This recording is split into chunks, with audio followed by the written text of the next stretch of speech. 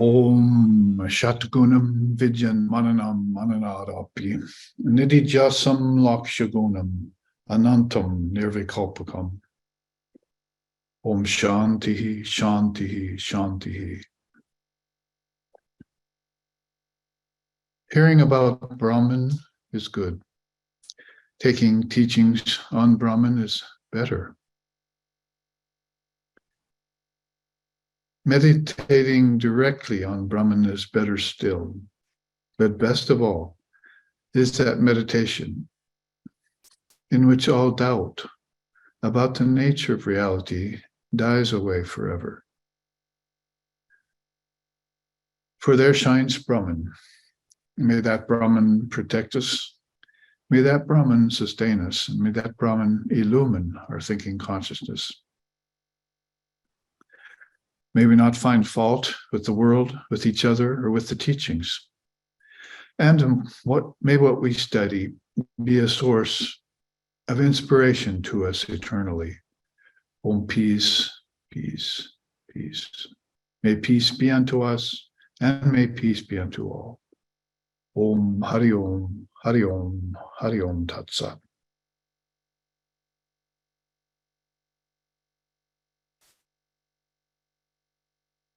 Welcome and good morning. At least it's morning here in Hawaii, bright and early. And we want to check in with all of you to see how your week has gone. Another week of the cosmic clock has ticked by as time passes in the past, present, and future.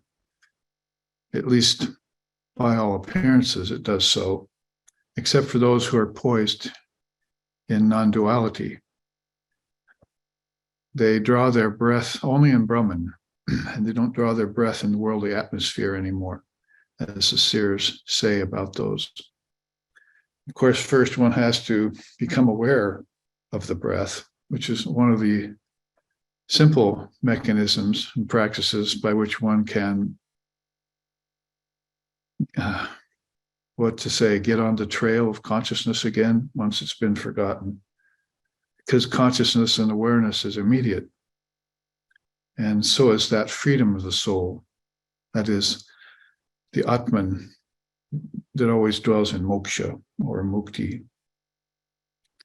So like a hound of heaven, in India, we open ourselves up to that rain of grace.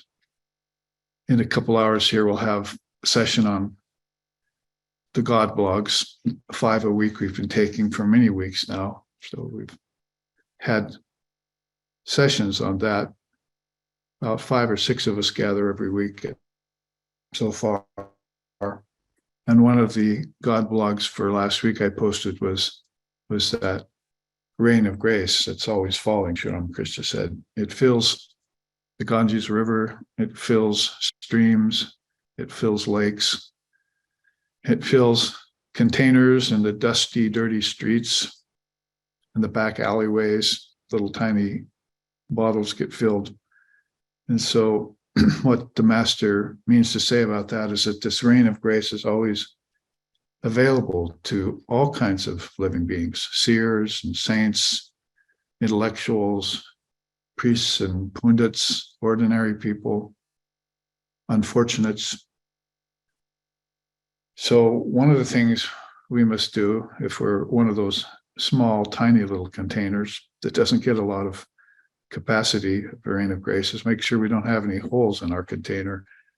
So make me a huge river like the Ganges.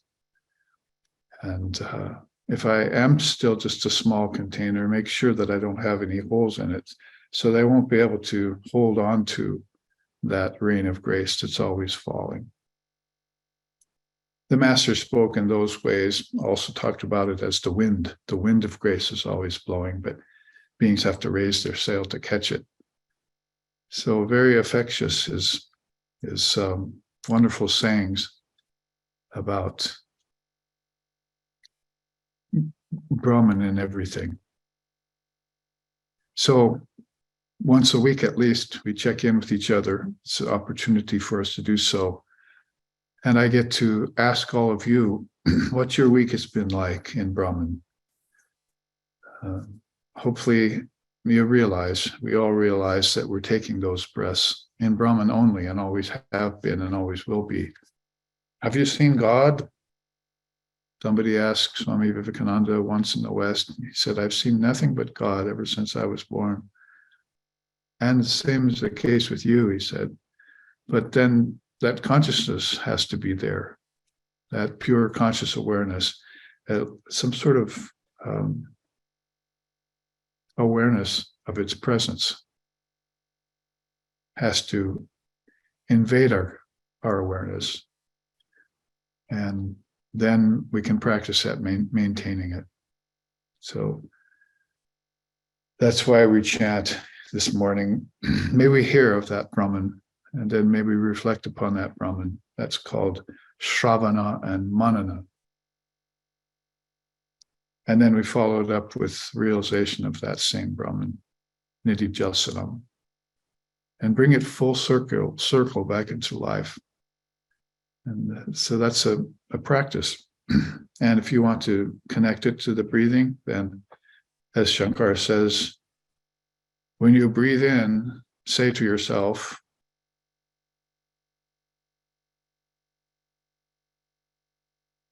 I am Brahman.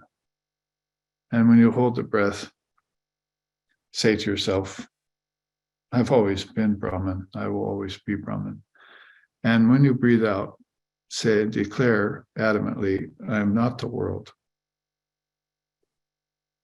This world of name and form and time and space based in karma. I'm the observer of that, at least. And then practice that witness consciousness, which puts you in that state of peace, peace, peace.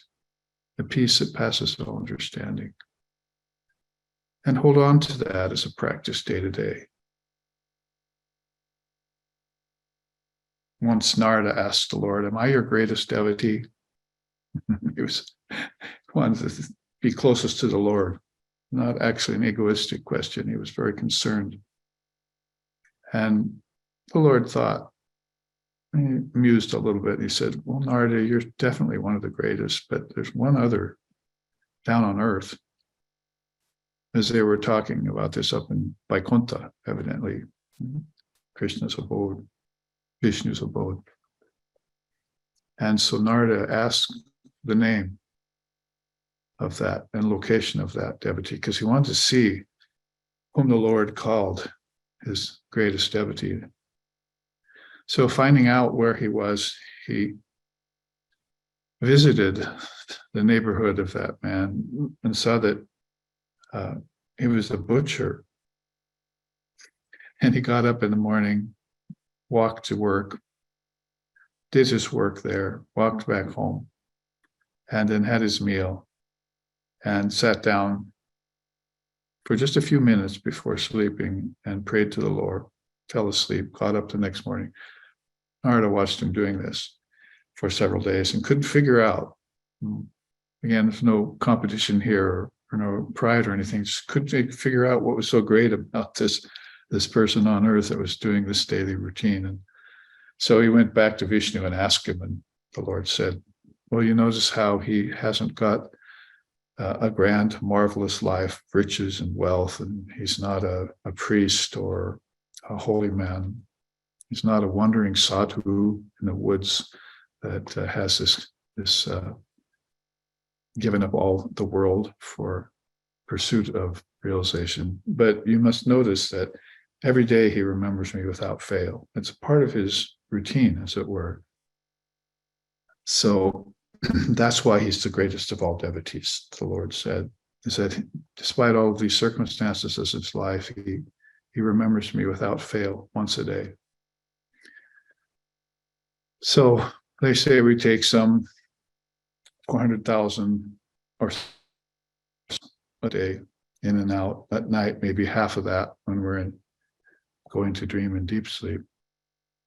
And that this practice called ajapa is naturally going on. It means you're always, every breath really means you're reciting the names of the Lord. The name itself is not there. It's a formless recitation that you're doing with your very breath. And so you're taking in this air, and Shankara then rushes to tell the novice, the beginner, the intermediate, the practitioner, the seeker, rushes to affirm and say, when you take those breaths, be conscious every time. I am Brahman. I will always be Brahman. I'm not the world. And so your thought connects with your prana, actually with your psychic prana, and then your psychic prana connects with your prana, and then your prana connects with the senses, the subtle senses, and the subtle senses connect with the gross senses, and the gross senses are there in the body, operating by the 5 gross pranas: prana, apana, vyana, samana, and udana. They all rhyme, so they're not that hard to memorize. And so for those beings outward, see, they have to make these connections back in. And getting a hold of the prana, according to Vedanta, is the best way to do that. Concentrate right there at the juncture of the Manipura chakra and the Anahata chakra, the stomach and the heart as physical location, and inward, then connect that into the psychic prana, which causes your thoughts to flow, or in less ideal cases, keeps your thoughts from flowing towards Brahman. Without this connection from prana to the psychic prana, then there can't be a spiritual life. This is the reason why so few people in the world, in the opinion of some of us,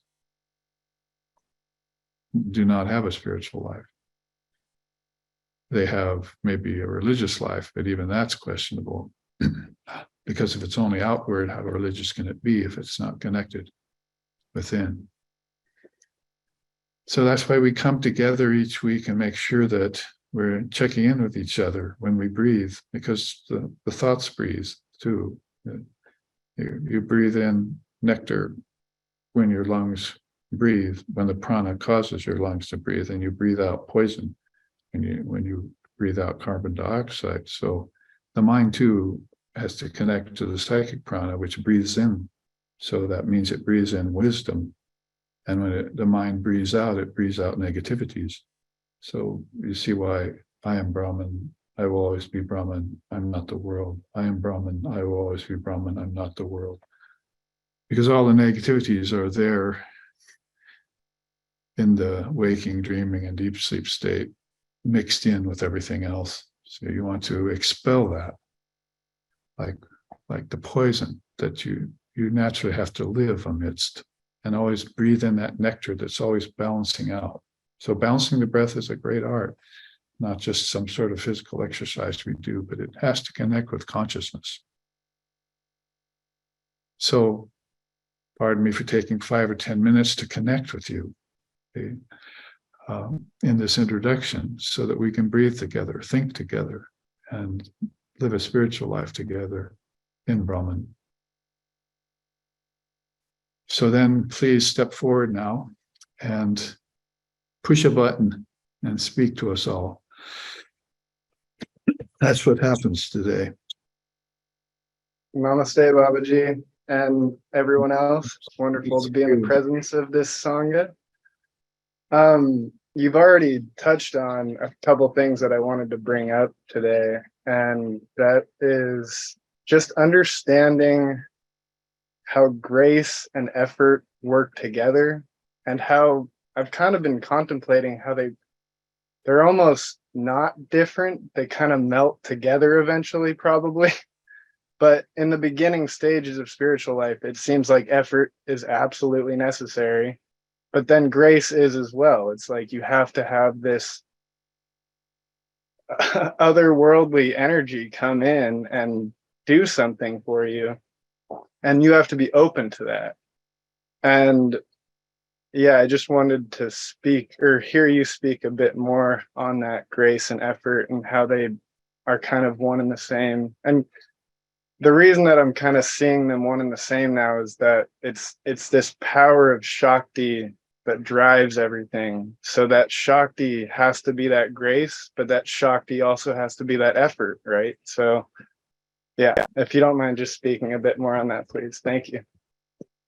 You said a mouthful already, as they say, but that's where we have to be careful when we connect the prana to the psychic prana, because then you might get stuck in the astabala siddhas, you say, the psychic prana, if you just stop, because people do get stuck with just the prana. Oh, I'm living a nice, healthy life. I've got my food and pleasures, and I'm happy with that, and I don't need to go any further.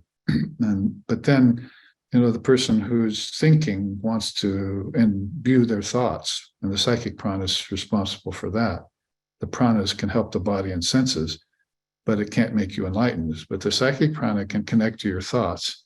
But if you get stuck just with the psychic prana, then you get attracted to these, just like you were attracted to pleasures, back with when you only had knowledge of prana and senses. You can also now get attached to the pleasure of the occult powers when you get into the level of connecting into the psychic prana. So what's the solution? Connect the psychic prana to Shakti. And so the Divine Mother then comes into play, you see, and you develop a relationship with her, mother and son, or mother and child, or daughter. And that's the connection you make from prana to psychic prana to Shakti. And then what you just, a connection that's hopefully happening all the time. I don't want to seem to contradict myself, but I must say here that sadhana or self-effort is easy available to you, but grace is not easy available to you. We wish it were. So I was just saying that you should be able to consciously connect to that divine being every day, whether you see it as a deity or whether you see it as your very self, because we know that meditating upon thine own self as the Lord in the shrine of your heart is what the Upanishads tell us to do.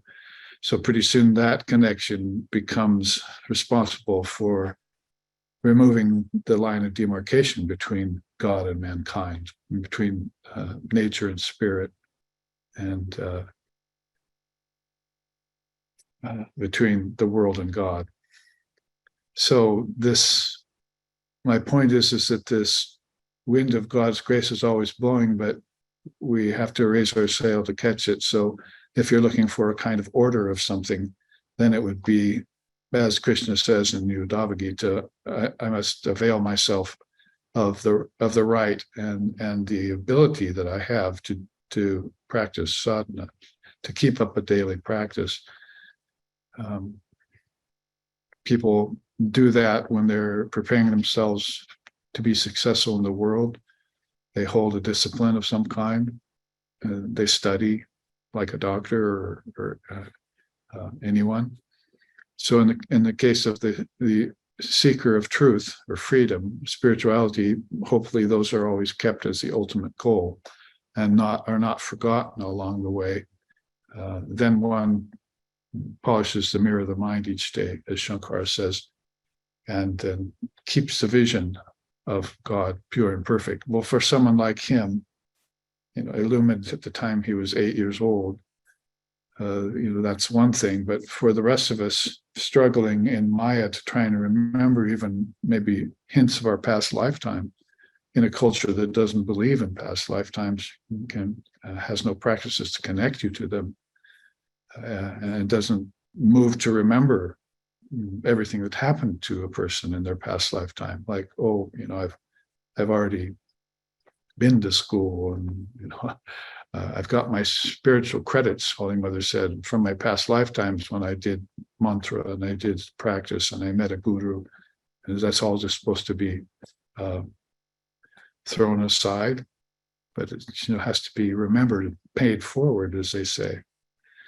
So my point here in hearing you speak like that is that grace is not that easy to be a candidate for.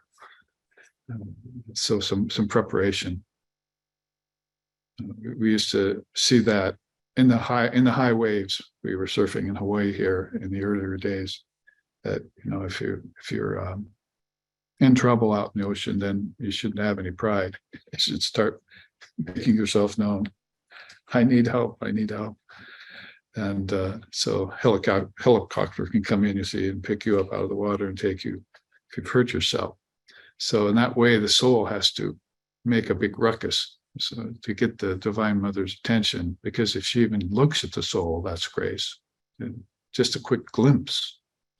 And that's what they say about that nectar of non-dual truth. It's just a drop of it makes a man a god and a woman a goddess. So vouchsafe me just a drop of your non-dual wisdom, Mother, and then imbue me with pure love and pure devotion and pure knowledge.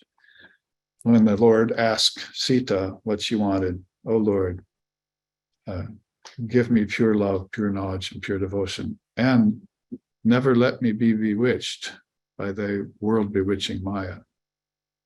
So Ramakrishna adopted that prayer later on and gave it to us through our gurus and teachers.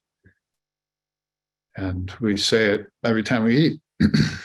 May Brahman protect us, may Brahman sustain us, may Brahman illumine our thinking consciousness every time we meet for a class. And so it becomes a part of what we ingest, what we breathe in, as I was just saying. So follow that dictate, that conclusion of the Vedanta. If you're breathing in and that to you is life, then make sure that that breath is conscious every time. And just like you would count the number of times that you did japa on your fingers, then count the numbers of times you remember your breath and connect it to Brahman every time you breathe. That life force. And these simple ways are how to transform life into eternal life. And Jesus saw all the fishermen. Oh, you have a good life, huts and fishes and loaves and wives and so forth, but you don't have eternal life yet.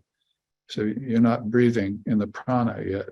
You're just, getting prana from the air and from the fish, and from the water, and from the sun. It's just an external prana that you're aware of now. Come with me and I'll make you fishers of men. You can learn this art of eternal life and pass it on to others. The quicker this happens, the better for us and for the society, because dangers are pressing in on all sides. With him and the Jews at the time, it was the Romans. With Sri Ramakrishna, it was the English. You can't get away from the negativities that are happening, in the world. So you have to become otherworldly and transform your thinking consciousness. So thank you for bringing us to that great teaching of grace and self-effort. The two go hand in hand. And, my teacher always said that. I mean, one of his favorite teachings. Grace and self-effort have to go hand in hand. And you think about the millions of people who are not aware of, of this ability to do sadhana. I mean, I used to talk about that with our founder, Hixon. I feel like I want to discipline myself. I want to go deeper. And he said, that's because the Divine Mother has blessed you with the will to want to do sadhana. So even that, you might say, you see where I'm headed, basically, is the will to do sadhana is her grace. See, so you say, maybe I'll start off with sadhana and get grace, but you've already got grace when you began to do sadhana, so you can get grace again. So how to say, see. So thank you for being here and for inspiring us with that. Yeah, thank you. That was beautiful. And I want to let someone else ask a question, but if no one else does in a minute, I got I got more to ask. Yeah, we need more people like that who want to speak up, and not hide out in the safety of silence. Silence is a good thing, and it's golden and all that, but we're still down here with the silver. You see, we need the silver of communication to get the gold of silence. Babaji, could I ask a question? I think you may have answered it before, and it's this you. I think the Hindu teachings on Dvaita, Advaita, and that modified Advaita, there seem to be like three paths which the Hindus have argued about, and it seems that Ramakrishna revolutionized it by saying there are infinite ways or something, and he also, I think, concluded that the Buddhist view is part of that. It's part of that. It's essentially something that the Buddha didn't talk about. He did talk about Brahman and Atman. I don't know if you have any reflections on that or whether you thought about it. As I understand, there's that very good book, Infinite Paths. I don't know if you've got any idea about that, but I'm sure you're very, I wonder if you have any reflections. I'd be appreciate it. Well, those are very fine thoughts. And when you bring in Lord Buddha, to me, of course, I'm not thinking of Lord Buddha as any different than the Vedanta. I've had that experience where I've been in India, and my students who are Hindu, some of them asked me to come to their house and bless their altar and do a little puja at their altar. So when I sit down at the altar, I remember a couple occasions when I looked at the deities on their beautiful altar there, Lord Buddha was there. So after the puja or blessing, I would say, well, you have Lord Buddha there. Do you consider yourself Buddhist? And some of the people didn't even know what a Buddhist was in India. It's just like, it's like so obvious that he's a Hindu and that he's one of them, and that Buddhism, although is philosophically speaking, is not based upon taking the four Vedas as the ultimate authority.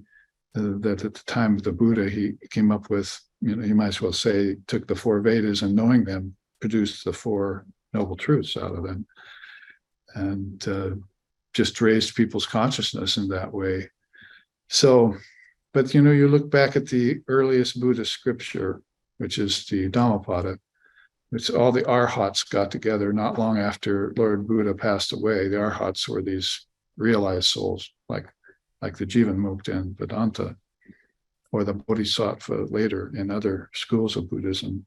So these Arhats got together and they all wrote down what Buddha said, and it's a marvelous listing of things. You find Lord Buddha talking about the self a lot there, in terms of two selves, the higher self and the lower self, Paramatman and the Jivatman.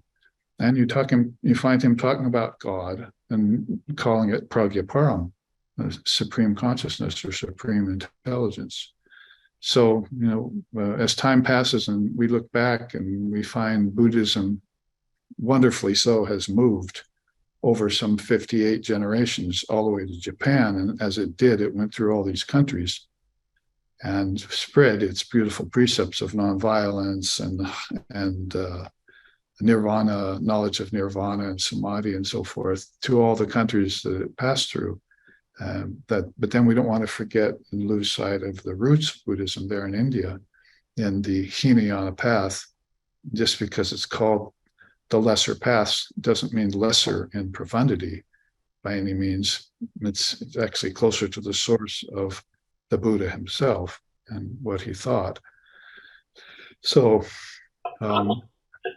he mentions Brahman, and he mentions the Brahmins, priests, in the Dhammapada quite a few times, and marries them with people of higher learning and higher thinking, and beings who meditate within. So, he would say things like Asajamaya Malamanta Nutana Malaganta, Malavanasha Kosajam Pamada Rakato Malam.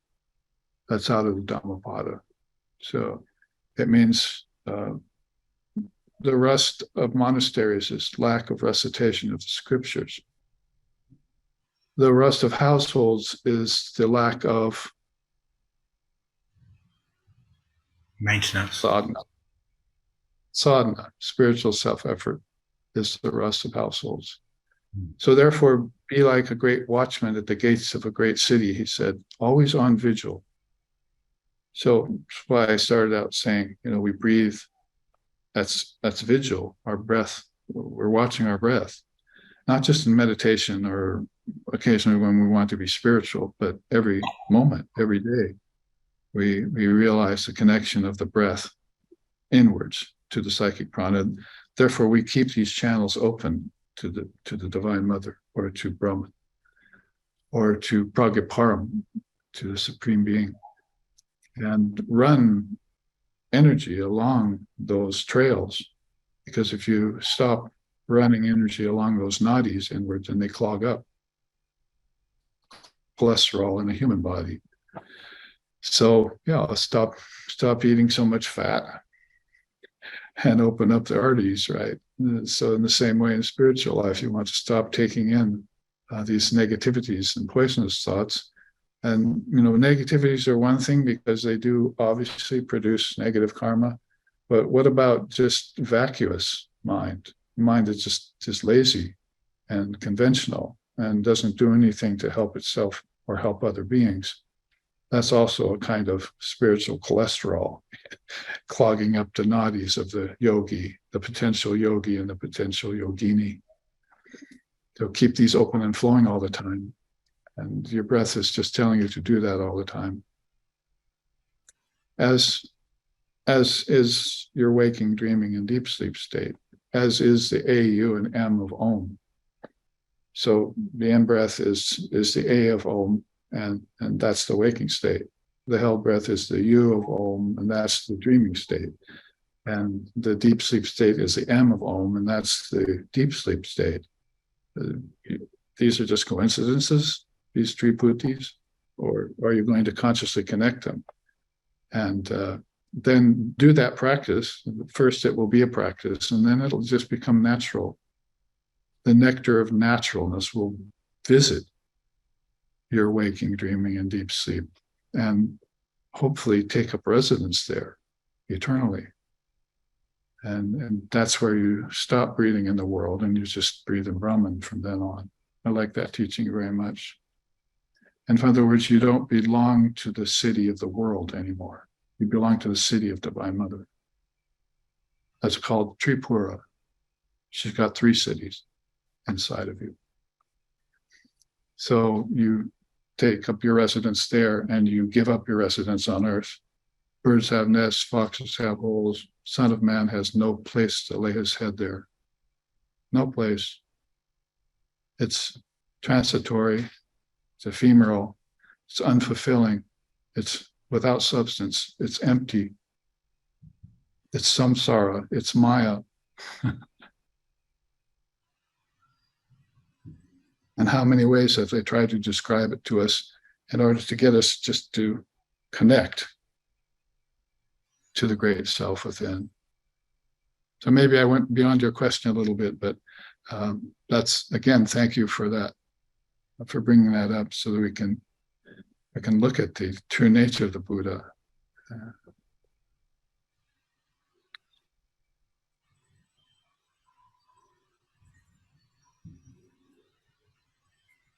Is Ramakrishna's view of the infinite paths become broadly accepted by the Ramakrishna movement, do you think?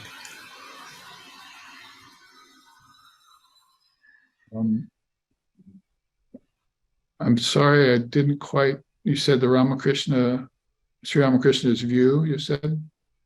Well, I think what he said is that in India there's been a lot of argumentation about these 3 ways, whether it's Dvaita or Advaita, and it's become quite vicious actually. And he felt that it was they're all valid. It depends on how you look at things. And he said that actually, in the end of the day, there are many, many different ways to look at this, the relationship between Atman and Brahman.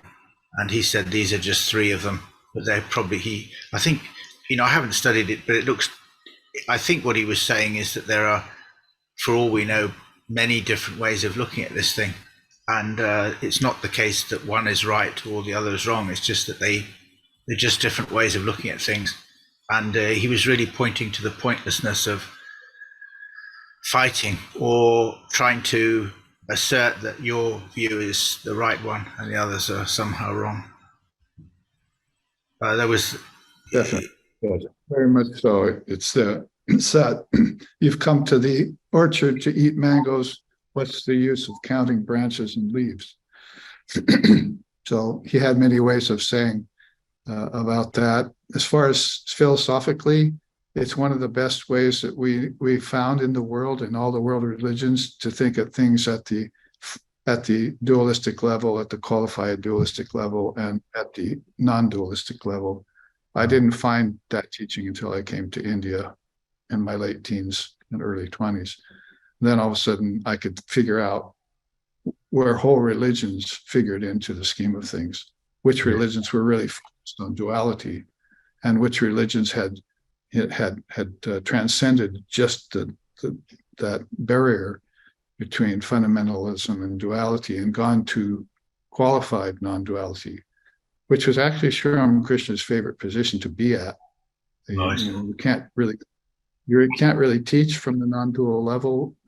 When they asked him about it, he thought about it and went into samadhi, and bye Ramakrishna. You couldn't have any more conversation with him, because to him, speaking about it was being it. But Vivekananda was a little more easier to communicate with. And he said, my greatest discovery, philosophically speaking, in this age, is that all religions and all people operate at three different philosophical positions: Dvaita, Vishishta Dvaita, and Advaita. And so, yes, he described them as stepping stones across a river, or steps of a ladder. And just because you went to Advaita and became a non-dualist, so to speak, it doesn't mean that you couldn't come back to qualified non-duality and to duality to speak to those people and maybe broaden their views a bit. Because there's no doubt that in Vedanta, formlessness and Advaita is the highest position. And we don't want to say that in a competitive way. We just want to say that when people have the Advaitic experience, it makes their lives so blessed and it makes their teachings so clear. But if people have only had dual experiences, God, I and my Father are two, or if only had the ability to teach at the qualified level and they haven't had formlessness yet, they don't have that clarity in their teachings nor that direct experience of Brahman, because Brahman is obviously formless. So I've spoken like this for many years to get people to start thinking about formlessness not as a void, not as something empty, because when you say shunyata in Sanskrit or Pali in Buddha's case, you say shunyata doesn't mean empty of substance. It means empty of all things that are unreal, like lust, greed, anger, pride, shame, grief, and pleasure and pain, virtue and vice, and dualities and so forth. Things that cause pain or confusion, those are not real. That's why I'm not the world. I'll always be Brahman, I'm not the world. So you're continually forcing the issue or pressing the envelope of this experience of non-duality, which is, again, possible, but we think it's possible only through sadhana, or, as Nikhil was saying, through grace. But usually people, there's been so many cases of people receiving grace from God and not understanding what it was, you see. I mean, you talk about the drug period, drug LSD and all that in the 60s. They had an experience of different consciousness with these psychedelics, but they didn't know what happened to them there and how to explain it. And they still don't.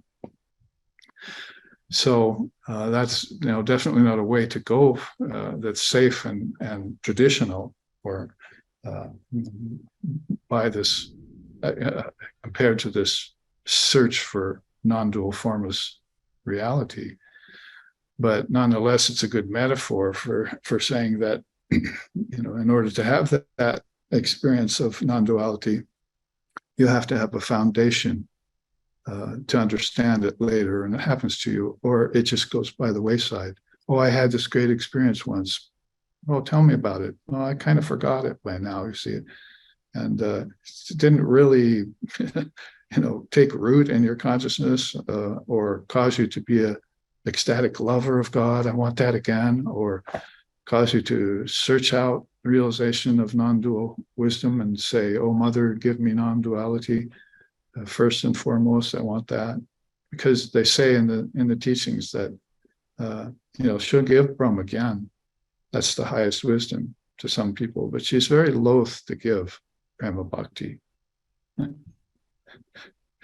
See, so this puts love on a very high level, Prema Bhakti. But then again, she said, Sri Ramakrishna said later that sometimes she'll give a person both Brahma Gyan and Prema Bhakti. And how can I describe it? He says, and then he said, "Oh yes, it's like seeing the sun and the moon in the same sky." Have you ever had that happen? You see the sun going down, the moon's up already. So that's a beautiful analogy Sri Ramakrishna gave from his own experience of formlessness about holding those two ideals at once. That you got the ecstatic love for Brahman, but somehow she didn't melt you into it. She put you in what Sri Ramakrishna called bhava mukta. No, you cannot immerse in that love and give yourself away and dissolve the ego yet, because I'm going to give you Brahma again too, and that's what you're going to give to the world. If they see you dancing and singing in ecstasy and so forth, that might attract them, but it's not going to enlighten them. You have to get these teachings and take them in yourself, and then that'll cause you to dance and sing, because after you understand them, ignorance is gone, utterly gone. I woke up one day and my ignorance was gone, utterly gone, because nobody can contain the truth. Nobody can keep a fire in a cotton cloth. So it'll burn through all barriers. And we're fortunate to have a great soul like Sri Ramakrishna. What to speak of being his devotees. A great soul like him in our day and age, because he was that fire that couldn't be covered by a cotton cloth of any kind. He did. He was sun and moon in the same sky.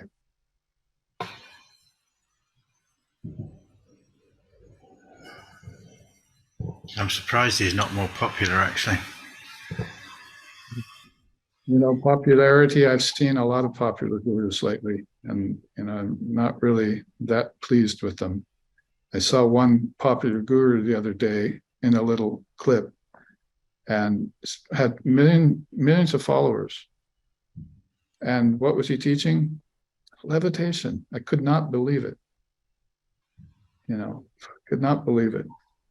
Giving out that kind of a message to people. When you're in that kind of position, if you have the attention of that many people and you're not giving the Brahma Gyan, what's the matter with you? So that's popularity. So be very happy that Sri Ramakrishna is not popular. Is the practice of Buddhism common amongst Ramakrishna? Because he seems to be like a forgotten figure in a way. Like he's not really included so much in the Ramakrishna movement. He's not really spoken of, and I think Ramakrishna himself didn't. Who is it you're speaking about, Will? I just wonder if the Buddha is like within the Ramakrishna movement, do you have various teachers of note? Like you can practice Christianity or Islam, as I understand, but Buddhism is not really considered. I might be wrong in saying that. Is that also considered an object of equal reverence in the Ramakrishna movement? Yes, well, pardon me for being a little bit adamant about this point, but that Swami Vivekananda was the Buddha. Wow. I mean, you just really cannot separate the two. So when Swami Vivekananda heard about the Buddha, he took a trip to Bodh Gaya and then came back and saw Sri Ramakrishna again, his guru, and just could talk about nothing but Buddha. So Sri Ramakrishna was asking questions about the Buddha and smiling, see his young disciple just so much taken up and enamored with Lord Buddha. So part of the Ramakrishna order, because we hear Sri Ramakrishna practiced Islam and practiced Christianity and had visions of Christ and Muhammad and so forth. But yeah, you don't hear about Buddha and that particular side of Sri Ramakrishna, nor hear him mentioning us. That was because that was up to Swami Vivekananda to represent that. Mm-hmm. That's where you find Buddhism and his love for Buddhism. So that's how I can answer that. Who has something else to offer in 10 minutes? 10 lifetimes, 10 breaths. Well, I have a few thoughts about self-effort and grace. So, yeah, I mean, a few thoughts come to mind. One is especially, reading Lex Hixon, and you often mentioned how his childlike spontaneity, and he really puts across in some of his books, especially one of my favorites is Adam from the Son of Knowledge, where he speaks as the Sheikh. I mean, he describes each moment as a bubbling well of ambrosia, and nothing to be attained, but just living each moment as, well, to use your metaphor, as being in a boat without any leaks. And it seems to me too that one of the, we definitely need self-effort, and it's because of grace that we can even be inspired to exert effort. I think one of the challenges too is that sometimes effort can be self-defeating if the effort's not applied properly. It's like going nowhere fast. And yeah, I mean, I can think back in times of my life where I was really just, giving what I thought was 100% effort, but it was in the wrong direction. And so I guess the question too is how do we discern that the effort that we're making is a proper effort? That we're actually we're being effective. It's not enough just to do a lot. It's important to be effective in what we're doing. Right. Yeah, the razor's edge path. I mean, basically, the negativities are going to have to come up. Probably mantra was why the mantra is one of the best things to give people in this day and age. And I may talk about Lex Hixon, his practice of mantra, even in front of us, was just beautiful. I mean, it was just so flowing and natural. And he himself would describe it like that, a bubbling spring of ambrosia. So later on, I thought about my own practice and thought about how at the beginning I felt protected by the mantra, that negativities had to leave. The boat had to be patched up if there were holes in it. The container had to be able to collect that rain of grace, as we were saying at the beginning. So then after that stage of protection of the mantra, then it turned into this power of the word to penetrate anything. And you're not talking about, I'm now, under the control of my passions or my fetters or Maya. I'm not anymore. My ignorance about that is gone. Now I've got this tool and I have to learn how to use it to penetrate through the cosmic Maya, the world bewitching Maya. And it's mother mantras have been told by my guru that it's able to do that. It's the highest kind of mantra that will penetrate through all sorts of inner barriers. So barriers can be outer and then they can be inner, subtler and subtler, until finally things like your past karmas, the three gunas. I mean, those are very subtle things that most souls don't get through in a lifetime. They never get around to it. They may be able to take care of their external karmas and, might say, wipe the mirror clean, but not able to keep it clean on the cosmic level. So in that way, grace and self-effort in a continual round, without any falling off, has to be kept up, and then pretty soon it becomes spontaneous, and that's this bubbling spring of ambrosia that we saw happen to our founder Lex Hixon. And we saw this through the Swami Nikhilananda period after Swami passed away in New York, then Lex's period with interviewing all these great teachers, and in the Spirit program on WBAI radio, which you yourself used to listen to when you were, before you came to us in New York, you were aware of that. And then after that stage, he began to get the fruits of his mantra. This was all kind of going on behind the scenes. I was like a part of the Hixon family, Miss Sheila Hixon said. So I was there with them through this and saw a lot of what was happening behind the scenes. So this was all going on even, prior to him becoming a sheikh and writing Adam as a Son of Knowledge, that book. So this mantra was working the whole time through all that period, as if it didn't have any religion, as if it didn't have any ishtam to it. You just put it in there and let it loose, and it did its work like acid does.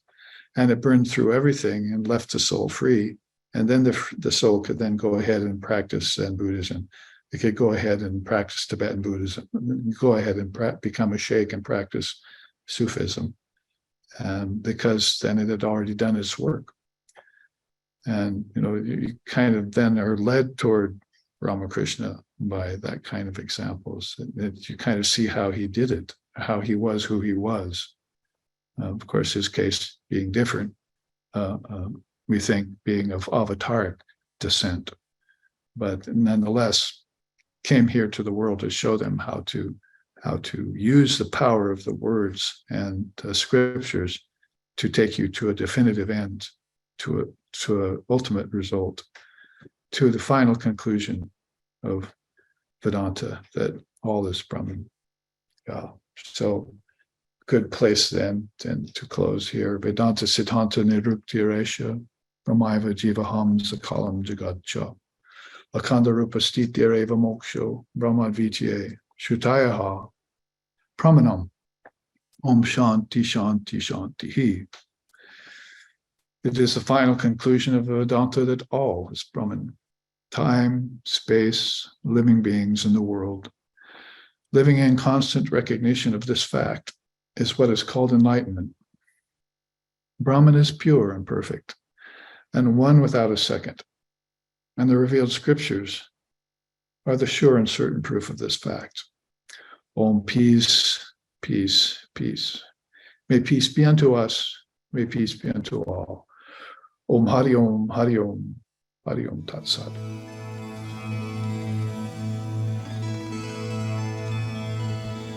So namaste and breathe.